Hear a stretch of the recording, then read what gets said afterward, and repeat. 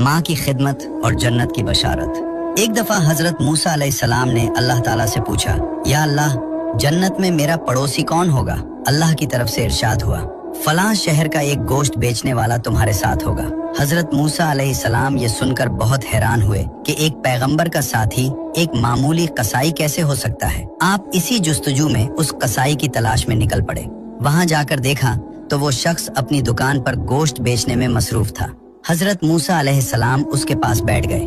जब उसने अपना काम खत्म किया तो गोश्त का एक टुकड़ा कपड़े में लपेटा और घर की तरफ चल दिया। हजरत मूसा अलैहिस्सलाम भी उसके पीछे चल दिए। उसके बारे में मजीद जानने के लिए उसके घर बतौर मेहमान जाने की इजाजत मांगी, जो उसने खुशी से दे दी। घर पहुंचकर कस्साब ने सबसे पहले वो गोश्त पकाया, फिर रोटी पकाकर उसके छोटे छोटे टुकड़े शोरबे में नरम किए ताकि वो बिल्कुल मुलायम हो जाएं। फिर वो दूसरे कमरे में गया जहां एक बूढ़ी और कमजोर खातून बिस्तर पर लेटी हुई थी।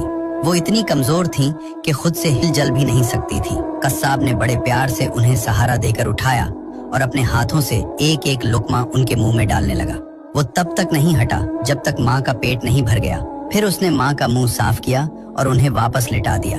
उस वक्त बूढ़ी माँ ने कस्साब के कान में कुछ कहा, जिसे सुनकर कस्साब मुस्कुरा दिया और कमरे से बाहर आ गया। हजरत मूसा अलैहिस्सलाम ये सब खामोशी से देख रहे थे। आपने पूछा, ऐ अल्लाह के बंदे, ये बूढ़ी औरत कौन है और उसने तुम्हारे कान में ऐसा क्या कहा जिस पर तुम मुस्कुरा दिए? कस्साब बोला, ये मेरी माँ है।